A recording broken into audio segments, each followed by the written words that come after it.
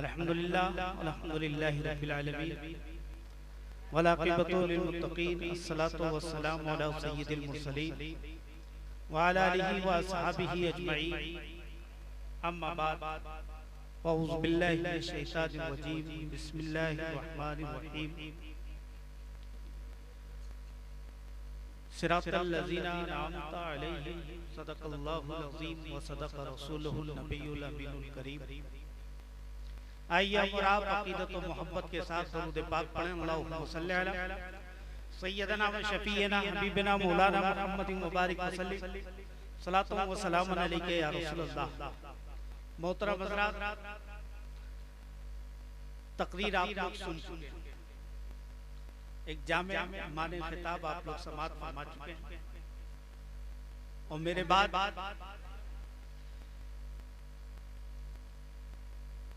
पीर तरीक़त रहबर शरीयत हुज़ूर अज़ीज़ मिल्लत की तकरीर आप समाअत फरमाएं। मैं सिर्फ आपसे चंद गुफ्तगू करना चाहता हूं। तकरीर फिर कभी इंशाअल्लाह होगा। अभी अभी आपके सामने 7 बच्चों की दस्तारे हुई है। ये मदरसा शहीदिया दरगाह हज़रत भोला शहीद रहमतुल्लाह अलैह से 7 बच्चे फारिग हो रहे हैं। ये इदारा हज़रत भोला शहीद रहमतुल्लाह अलैह का फैजान है। हज़रात मोहतरम,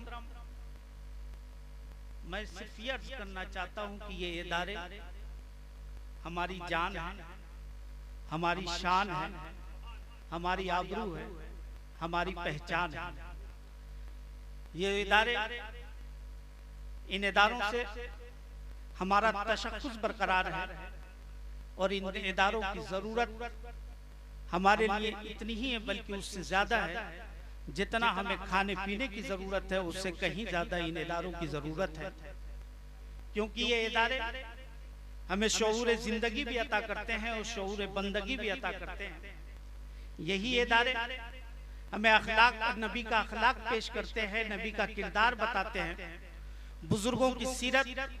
यही इदारे, यही मदारिस इस्लामिया हमें सिखाते हैं और बताते हैं और कौम और मिल्लत को सिराते मुस्तकीम पे चलने की दावत ये इदारे ही दिया करते हैं।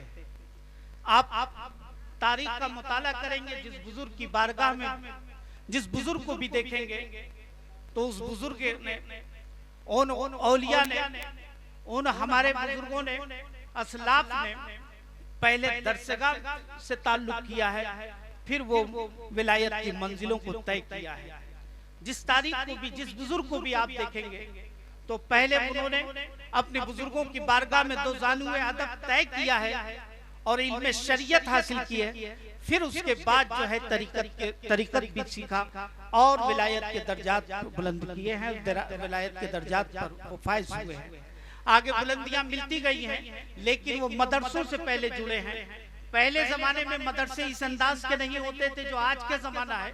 खानकाहों में मदरसे रहा करते थे, खानकाहों में मदरसे रहा करते थे और उसी में लोग इल्म दीन सीखा करते थे, इल्म दीन हासिल किया करते थे। किसी भी बुजुर्ग की तारीख उठा के देखेंगे तो सबसे पहले आपको ये मिलेगा कि उन्होंने खानका में दाखिला लिया है।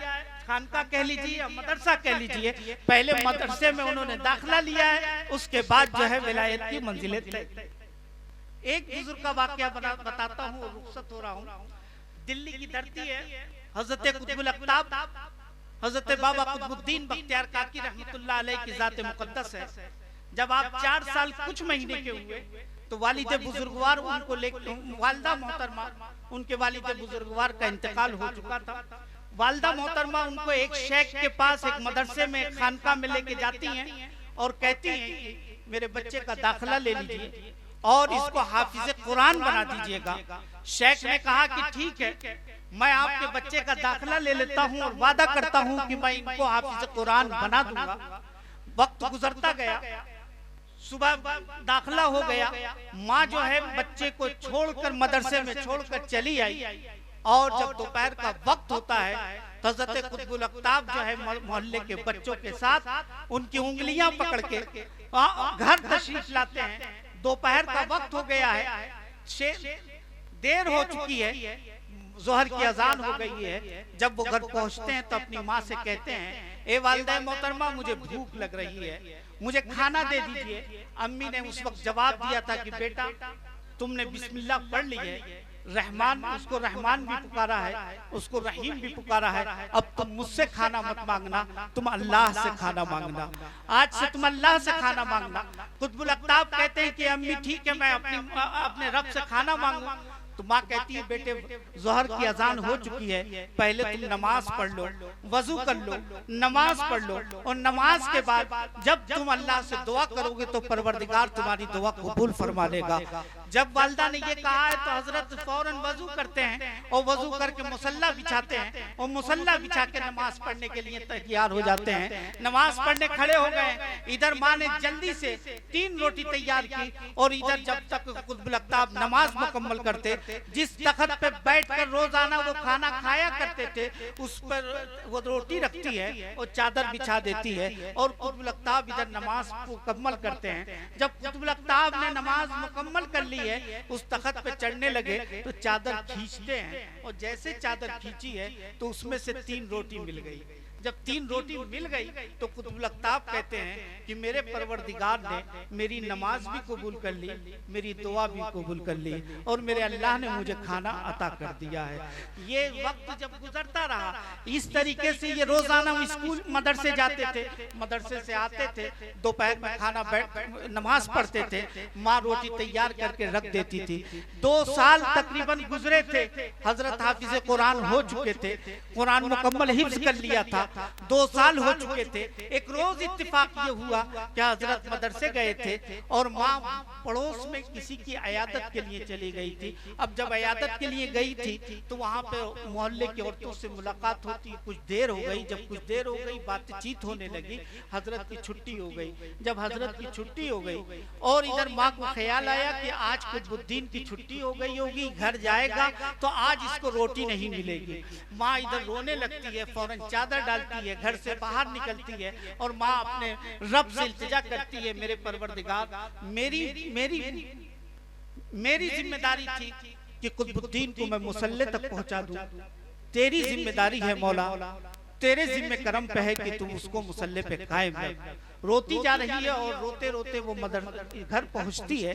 जब घर पहुंची है तो जाके देखती है कुतुबुल अख्ताब जो है तख्त पे सो रहे थे। फौरन कुतुबुद्दीन को उठाती है, उठा के सीने से लगाती है और लगाकर रोते हुए कहती है, बेटे मुझे माफ करना, आज तुझे भूखा सोना पड़ा है, आज तुझे रोटी नहीं मिली है, आज क्योंकि मैं पड़ोस में किसी अयादत के लिए चली गई थी इसलिए तुझे खाना नहीं मिला है, भूखा सोना पड़ा है। कुतुबुद्दीन कहते हैं, ए माँ, तेरा बेटा भूखा नहीं सोया है, रोटी खाकर सोया है, तेरा बेटा खाना खाकर सोया है। माँ पूछती है, बेटे आज तुझको खाना कहाँ से मिला? मैंने तो रोटी बना के नहीं डाली थी। कुतुबुद्दीन कहते हैं, ए अम्मा, जहाँ से मुझे रोजाना रोटी मिलती थी आज भी मुझे वहीं से रोटी मिली है, आज भी मुझे वहीं से खाना मिला है, लेकिन फर्क ये है माँ, जो 2 साल से मैं रोटी खा रहा हूँ उसमें मुझे इतना मजा नहीं आया है जितना आज की रोटी में मजा आया है, आज के खाने में मजा आया है। तो मेरे अजीज दोस्तों और बुजुर्गों, मैं ये अर्ज कर रहा था कि ये मदारिस हमारी आबरू है, हमारी शान है, ये हमारी आबरू है, हमारी शान है, हमारा तशख्खुस इन मदारिस इस्लामिया से है। जिस दिन ये मदारिस इस्लामिया मिट जाएंगे उस दिन हमारी आबरू मिट जाएगी, हमारा तशख्खुस मिट जाएगा।